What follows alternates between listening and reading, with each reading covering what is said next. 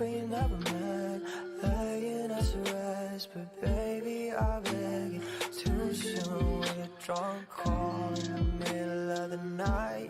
You took out my fall, didn't really mean to interrupt, yeah. But if you change your mind, then hit me up, no, yeah, pain, that's an option, no time for nonsense. Can't ask you not to drink, feeling nauseous, too many toxins, not even conscious. Say nothing more, baby. Pain, that's an option, no time for nonsense. Can't ask you not to drink, feeling nauseous, too many toxins, not even conscious. Say nothing more, baby. We're better on our own. Tonight I'm getting through.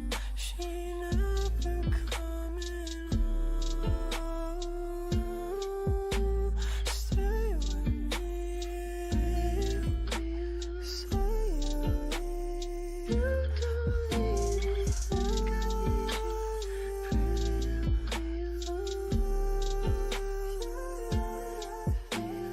Pain, that's an option, no time for nonsense. Can't ask you not to drink, feeling nauseous, too many toxins, not even conscious. Say nothing more, baby. Pain, that's an option, no time for nonsense. Can't ask you not to drink, feeling nauseous, too many toxins, not even conscious. Say nothing more, baby. Baby girl, it's saying that we just friends, If we fucking, are we just friends? Are we just friends?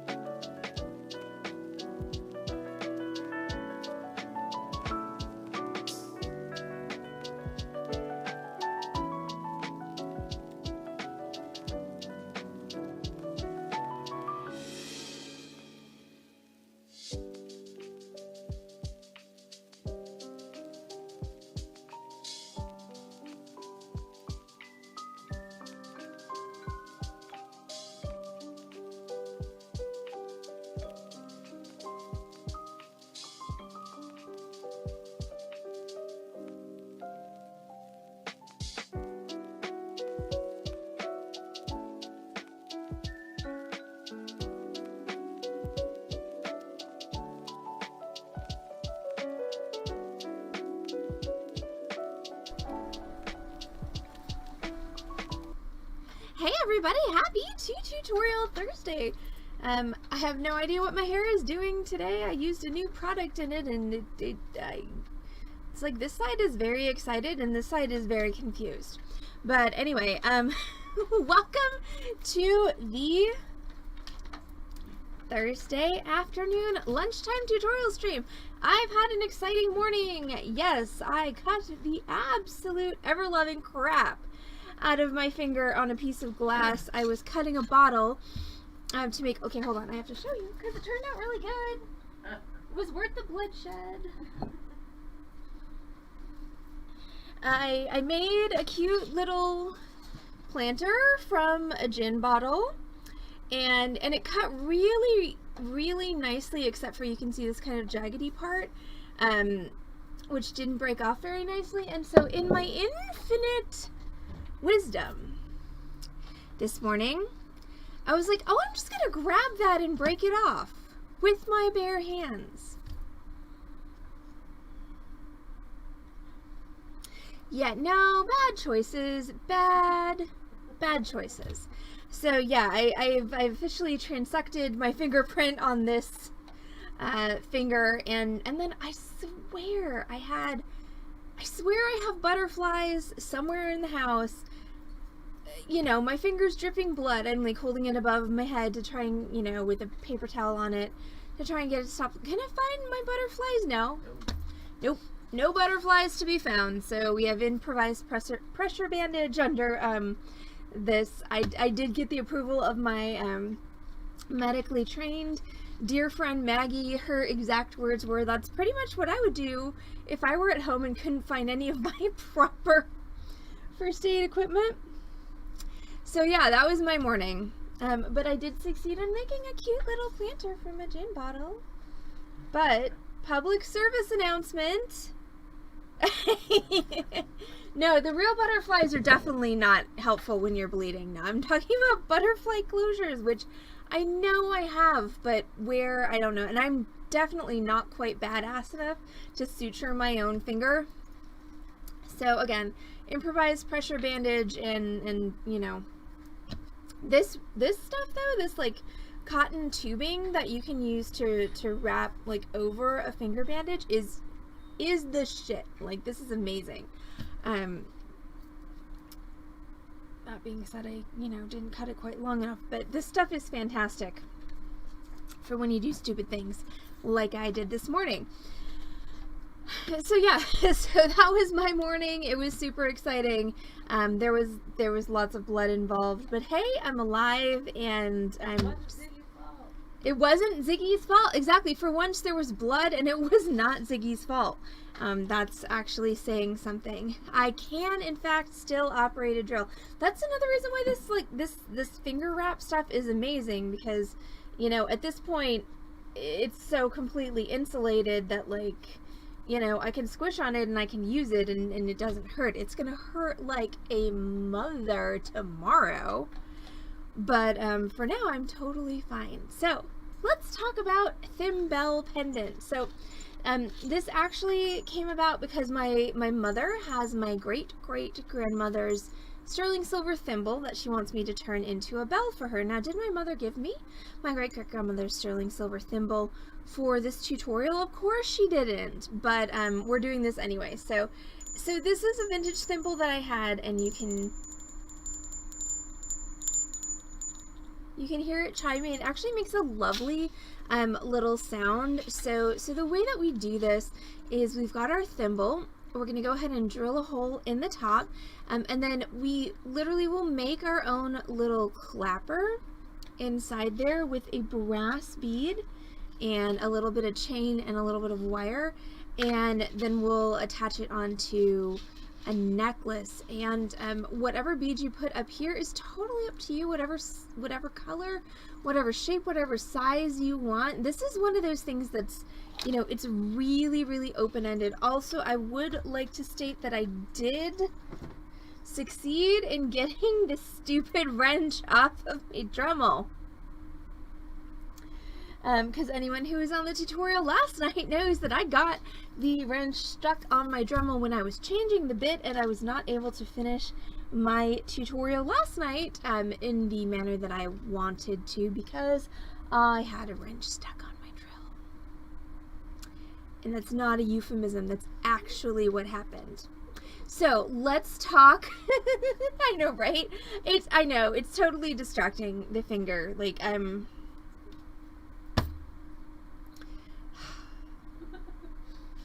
what can I say?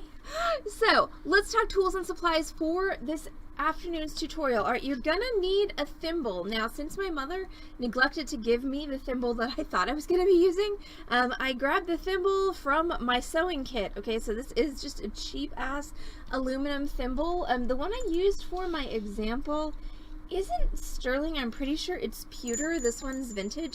So it's gonna be interesting to see the difference in tone between the bell that I made with the vintage pewter thimble and the one that literally comes from like the $2 sewing kit you get at Joann.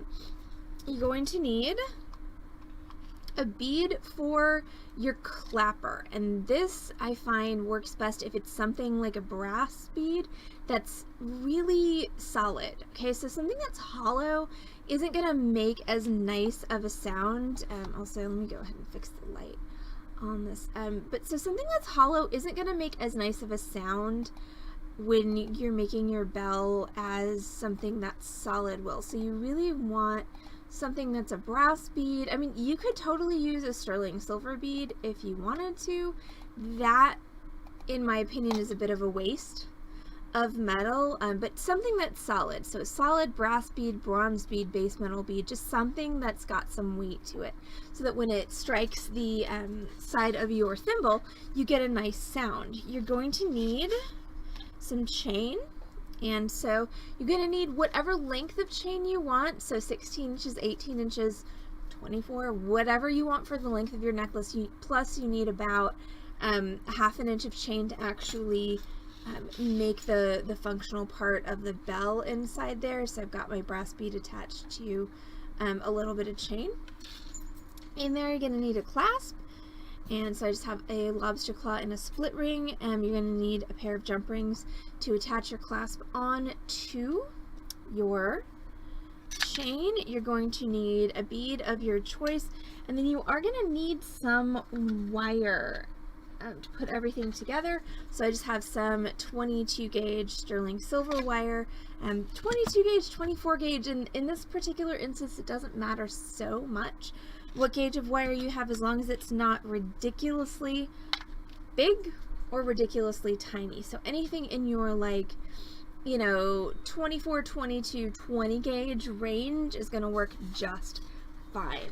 So I'm going to start by drilling a hole in my thimble. So as far as tools go, you're going to need your 3 basic hand tools. That's going to be a wire cutter, a round nose pliers, and a chain nose pliers. And then you are going to need a drill. So when you're drilling something like a thimble, unfortunately a hole punch is not going to cut it. There's really no way that you can manage to get your hole punch in to punch a hole in the top of that. So you are going to need an actual drill. Now you can use a Dremel like I am using here. You can use a flex shaft like I have over there in my actual, you know, work area rather than my streaming area. You can use just a regular hardware store drill as well. You know, you don't need to have a fancy drill to do this. As far as size of drill bit, you can use, I'm using a 52, which is, and I had this discussion on stream last night. So when you're getting drill bits from the hardware store, usually the smallest you can get is a 50, sorry, I got that backwards. This is a 56. Usually the smallest you can get from the hardware store is a 52, which is a 1/16 inch drill bit. That's fine for this afternoon's project. It doesn't need to be as small as my 56 here, but that's what happens to be in my Dremel. I'm a little gun shy after the tragedy that ensued trying to change my drill bit last night in my Dremel, so I'm just gonna leave it in there. But the main thing is just whatever size drill bit you use, you know, you just want to make sure that your wire wrap that's in there that's holding the chain and the bead that is your clapper doesn't come up through that hole. So if your hole's a little bit bigger, you may just need to put a little bead on the inside of your bell just to make sure that that doesn't, you know, kind of pop up through there. But I've got my size 56. So drill bits are like wire. The smaller the number, the bigger the drill bit. So 52 and 56 are the two sizes that I most commonly use, and I do get them confused in my head as to which is smaller, which is bigger, but the 52 is bigger, 56 is smaller. 56 is what I'm using today, but again, 52 or 1/16 of an inch is usually the smallest you can get at your local home improvement or hardware store. That's totally fine for this project. And once again, you don't have to have a fancy Dremel with a flexible shaft and a handpiece. You literally can. Hi, Jan, rebellious teacher on the stream.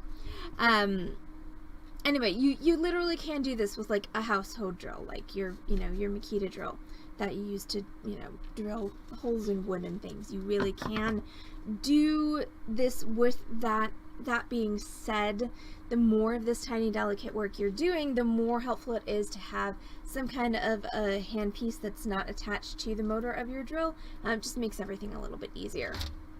So I'm gonna go ahead and turn on my drill, and I'm just gonna try and drill right in the middle. I could mark that hole if I wanted to, or I can just wing it. We are obviously in a winging it mood today. I mean, I've already done this today, so really, what else can I do to myself? Yeah, let's not explore that idea any further. So I'm just gonna find a place where this will rest.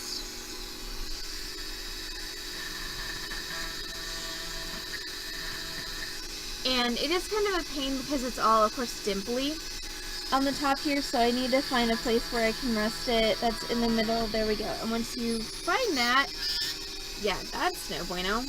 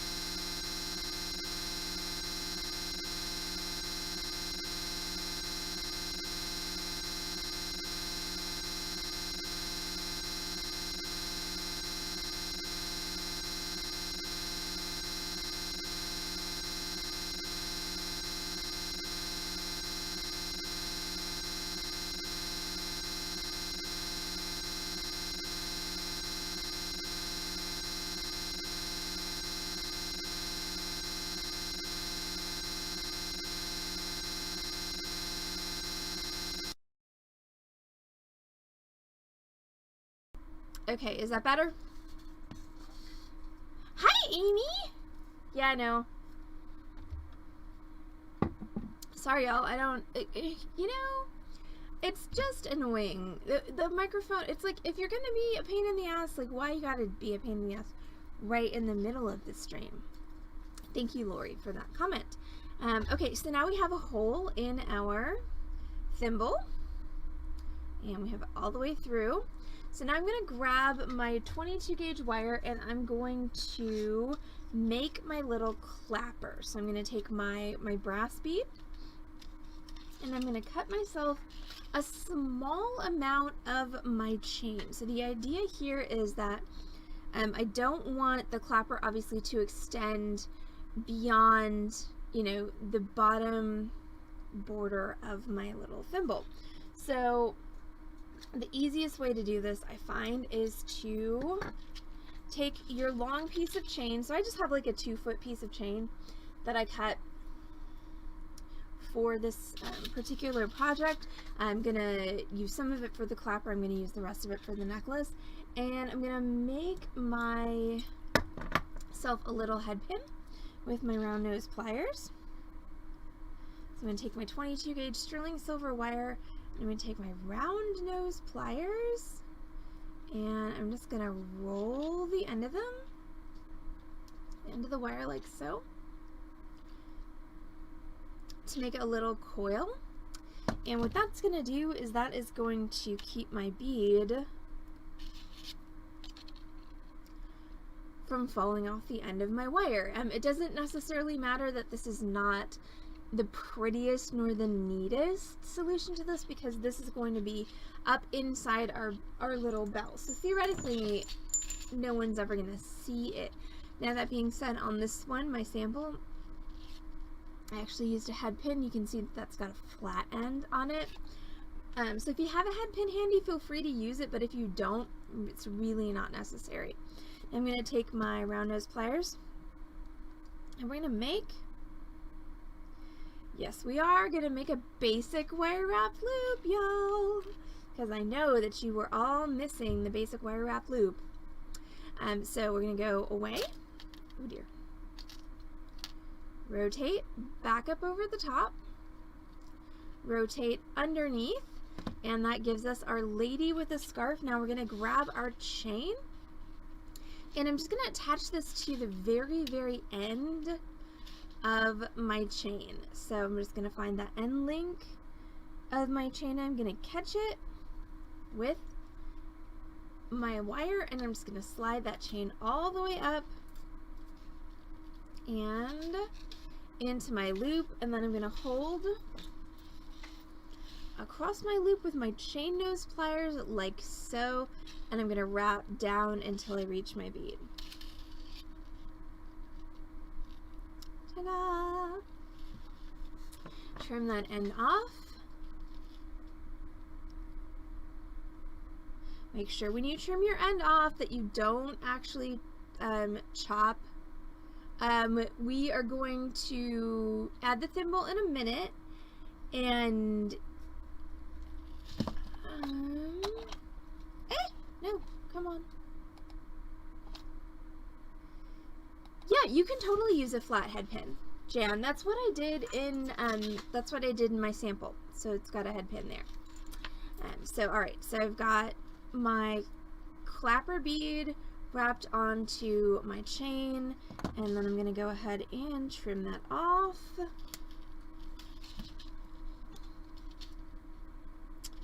And so honestly, since this is going to be inside of the thimble, you don't have to press down your pokey stabby part, but I still do because I'm OCD like that. You can totally use a head pin instead of a piece of wire for this particular piece. Absolutely fine. Okay, so now I'm going to take my thimble, and I'm just going to give myself a little estimate of how much chain do I need. And this thimble's actually really short, so I don't really need much chain at all. I'm going to give myself 3 links, and that should be more than sufficient. So I'm going to give myself 3 links of chain and trim it off. Now for this part, you do need wire. Okay, this part that I'm about to do, you cannot use a head pin. So I'm going to take my 22 gauge sterling silver wire again, and I'm going to make myself a basic wire wrap loop. And this one I'm going to make pretty small. So I'm going to go close to the tip of my pliers. So away, rotate, back up over the top, rotate underneath. That makes my VV small lady with the scarf. And we're going to go ahead and catch that tiny piece of chain that I cut on my lady with the scarf, pop that into the loop, and then we're going to wrap that closed. So hold across your loop and then just wrap. And 1.5 to 2 times is sufficient. You just want to make sure that's nice and secure. Trim your end off And again, if you feel like it, you can press down your pokey stabby. Now, I'm going to go to the end of my wire, and I'm going to thread that up through the hole I made in my thimble. Ooh, he's too long. Look at that, it's sticking out. Do not want an exposed clapper, y'all. So bear with me whilst I shorten this up a bit. So for those of you who are familiar with your wire wrapping techniques, this is very much the same technique as like a cone finish would be. The only difference, of course, being that instead of having strands of beads coming out of your cone, you're actually, you know, doing that same type of finish just to put your clapper inside your thimble. So what I did is I shortened this up. I removed 2 of my 3 links of chain, so I now only have 1 link of chain. And I'm going back to do my wire wrap.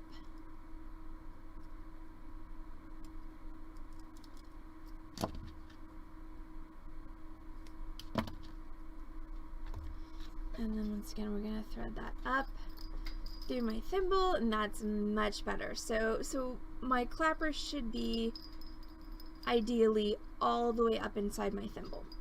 Now I'm going to grab my bead. In this case, I'm using my apatite bead to drop down on top of that. And having a bead there just really helps to sort of seat everything nicely on your thimble. And then I'm going to make another basic wire wrap loop. So I'm going to take my round nose pliers and I'm going to press down on that bead so that everything is kind of firmly seated against my thimble, and then I'm going to make my basic wire wrap loop. So that's away, rotate, back up over the top, rotate underneath like so, and I'm going to take my chain. I'm going to take my 2 ends of my chain and I'm going to catch, I'll tell you in a minute, Amy. I'm going to catch both of the ends of my chain with my wire.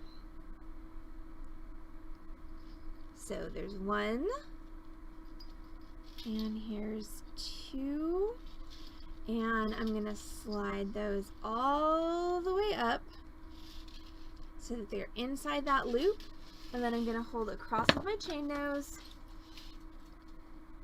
like so, and then I'm going to wrap down until I've made enough wraps that I'm pressing this apatite bead firmly against my thimble. So what happened to my finger was this morning I was cutting this gin bottle to make a cute little planter, and part of it didn't break off neatly, and so in my infinite wisdom I said, well, self, just grab that piece of glass there and break it off. Yeah.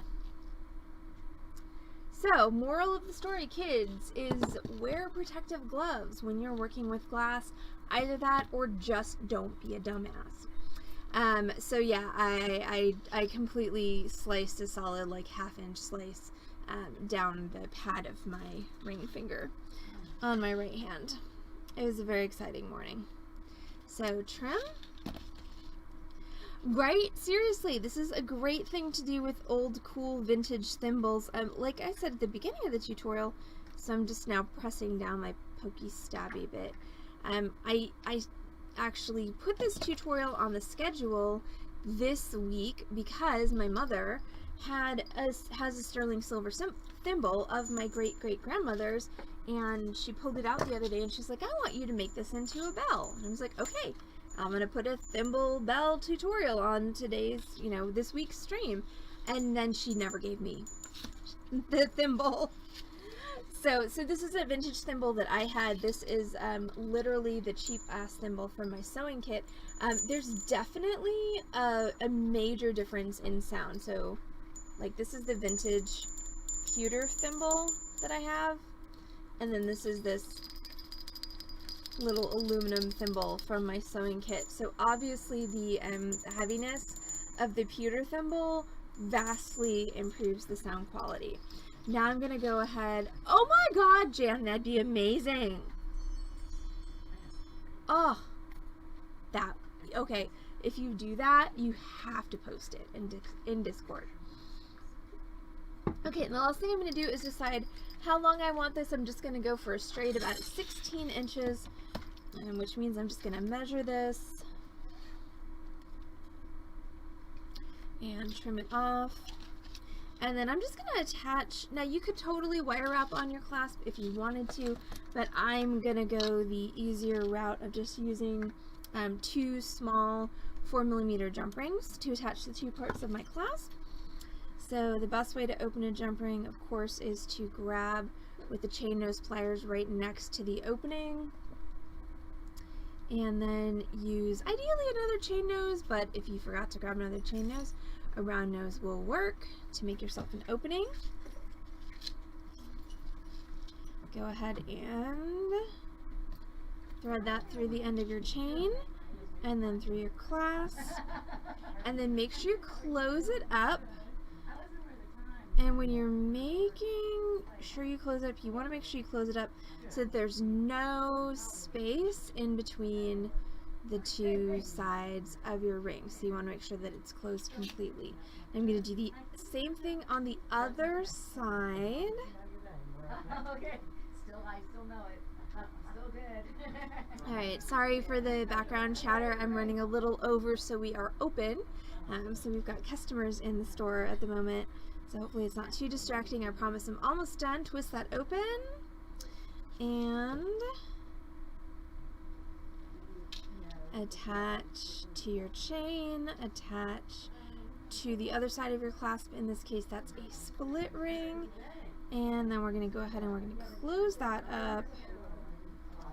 Oh goodness, sorry, it's super noisy in here. So close that up, and that is my clasp attachment. So, ta-da! There's my Thimbell pendant. So, thank you all so much for hanging out with us on the Beading Dreams stream. I will say once again, the vintage pewter thimble has a much better tone than my cheap modern thimble. So, this is a great project for a vintage thimble that you might have lying around, something that might be a family heirloom, or just, you know, again, a fun. Good Lord. A fun vintage thing that you just happen to have lying around. So thank you all so much for hanging out with us on the Beading Dreams extra loud stream this afternoon.